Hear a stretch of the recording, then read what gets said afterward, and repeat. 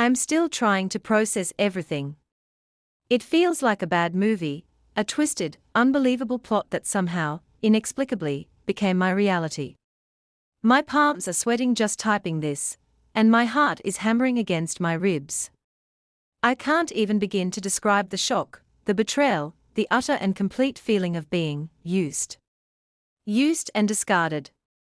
And all because of a goddamn tea time. I worked for a tech startup. It was my baby, my whole world. I was the COO, the second in command. I poured every ounce of energy, every waking moment, into making it successful. We had a brilliant product, an incredible team, and we were on the verge of something huge, a life-changing acquisition. We were weeks away from signing a multi-million-dollar deal with a major corporation. It would have been the culmination of years of hard work, sleepless nights, and unwavering dedication. This deal meant everything. It meant security, it meant growth, it meant realizing our shared vision. My boss, our CEO, was a charismatic, brilliant man. Let's call him Mark. He could charm the birds out of the trees. He could sell ice to Eskimos. And he knew how to play the game. He was a master negotiator, a visionary, the face of our company. Or so I thought. Mark was my mentor, my friend, and he was the reason I was so passionate about the business. We were a team, partners in this crazy, ambitious dream. The negotiations were grueling. We were constantly traveling, meeting with the potential acquirers, tweaking the terms, navigating the complex world of mergers and acquisitions. The pressure was immense. We were both exhausted, but the finish line was in sight. We knew the deal was almost done.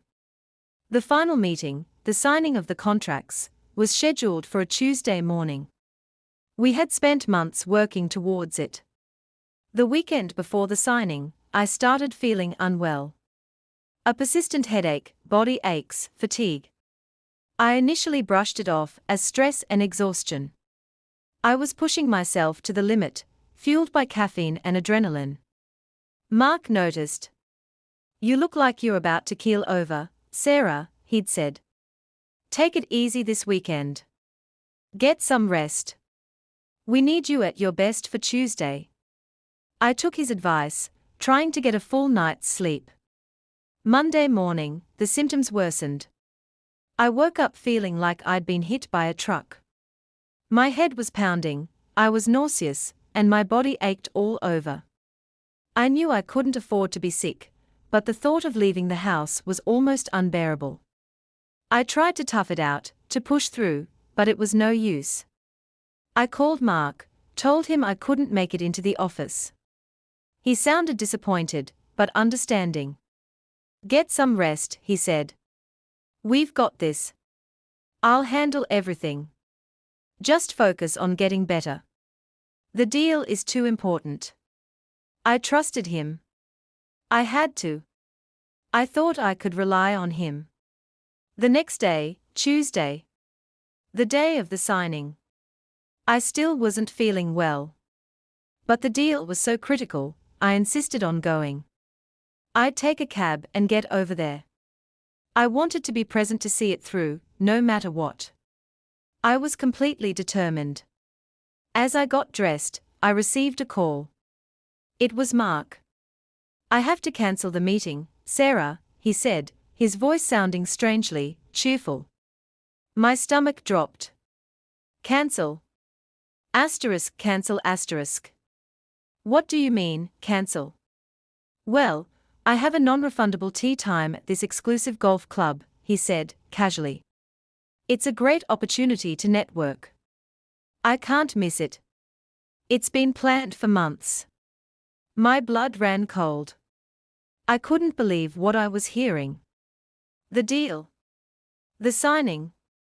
The thing we've been working towards for years. I asked, my voice trembling. "It can wait. It's just paperwork, Sarah.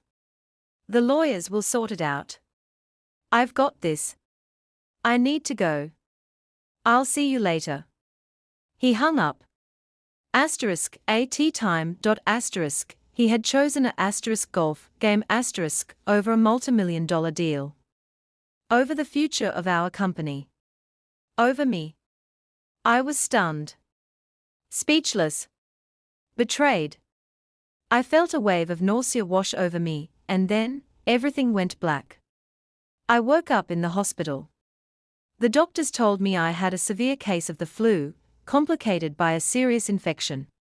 My body was shutting down. I was in the hospital for several days, hooked up to fours, fighting for my life. And Mark? He didn't visit. He didn't call. He sent flowers. He even asked our receptionist to tell me he had other commitments. I was too sick and confused to fully grasp the gravity of what had happened. During my recovery, I got discharged. I was able to go back to my apartment. The deal had been signed. But it was a disaster. The terms had been changed. The acquisition wasn't nearly as lucrative as it should have been. The deal was a far cry from what we had worked so hard for. The acquiring company had taken advantage of the delay, of Mark's absence, and negotiated aggressively, slashing the price. When I returned to work, it was like walking into a different world.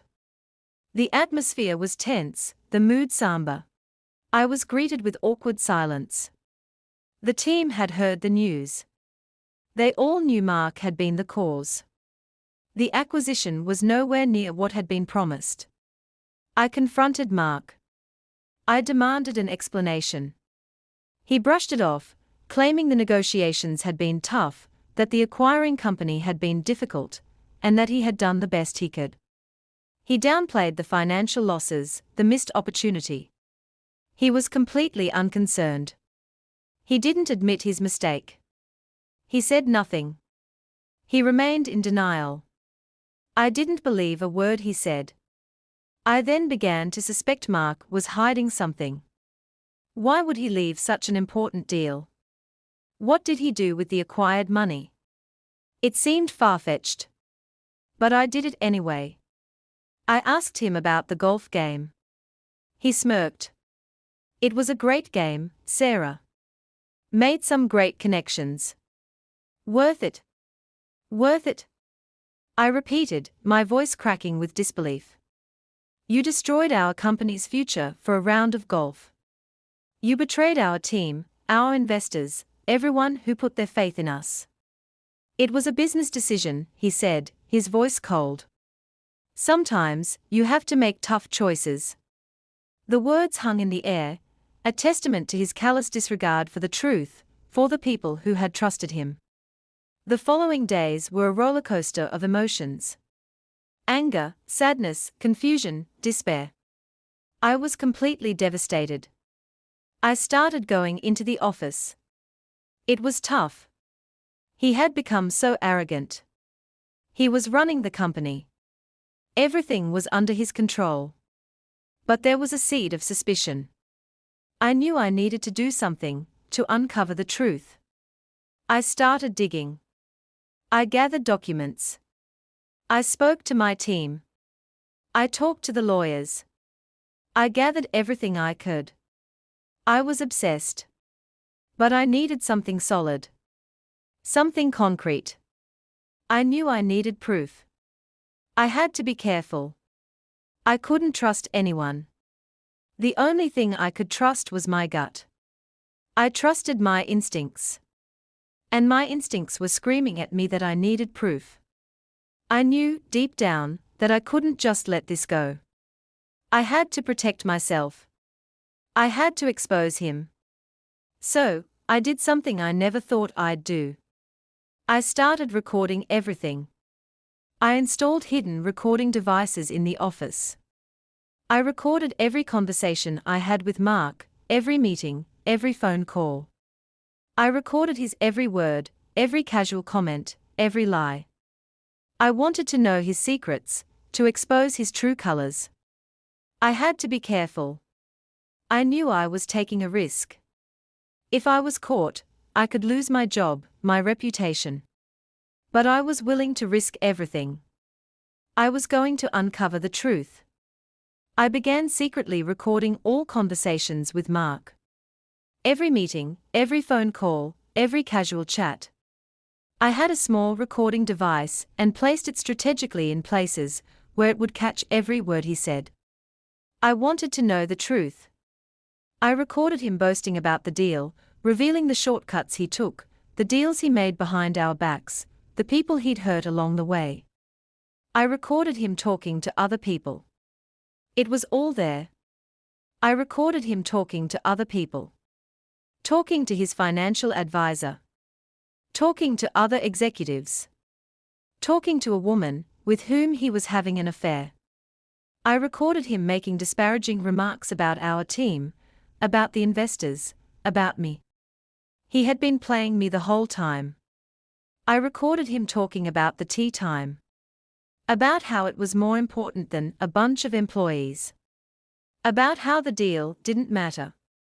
The evidence was overwhelming. It was irrefutable. I compiled the recordings, the documents, the testimonies. I had a mountain of evidence. I knew what I had to do. I went to his office. I knew I had to let it all out. I have something to show you, I said, my voice steady. He looked at me, his face a mask of arrogance. What is it, Sarah? I know what you did, I said, my voice shaking. I know about the deal. About the tea time. About everything. I presented him with the evidence. The recordings. The documents. His face went white. He stammered, tried to deny it, but the evidence was undeniable. He didn't know what to say. You betrayed everyone, Mark, I said. You're a liar, a cheat, and a disgrace. His carefully constructed facade crumbled. He stared at me, his eyes filled with fear, with desperation. I didn't mean to hurt you, he whispered. You didn't care about anyone but yourself, I replied, my voice cold. You were supposed to be my friend, my mentor, my partner. And you threw it all away for a damn golf game. I left him there, standing alone in the wreckage of his ambition. The fallout was swift and brutal. I went to the board of directors. I presented the evidence. I presented my case. He denied the allegations, but he was quickly voted out. He tried to fight, but the evidence was overwhelming. I exposed everything. The affair. The financial improprieties. Everything. He was fired. He was blacklisted. His reputation was ruined. His world collapsed around him. He tried. He said, I did it for you. I wanted to succeed. I wanted a life for you and me. No, Mark, you did it for yourself, I said, my voice firm. I took control of the company. I was the CEO. I rebuilt it from the ground up. It took time, dedication, and a lot of hard work, but we succeeded. The company thrived. I was vindicated. I walked away, but I had my peace of mind. I am stronger than ever. I am the CEO, and I am happy. I moved forward. I found true friends who had my back. I am in a great relationship now.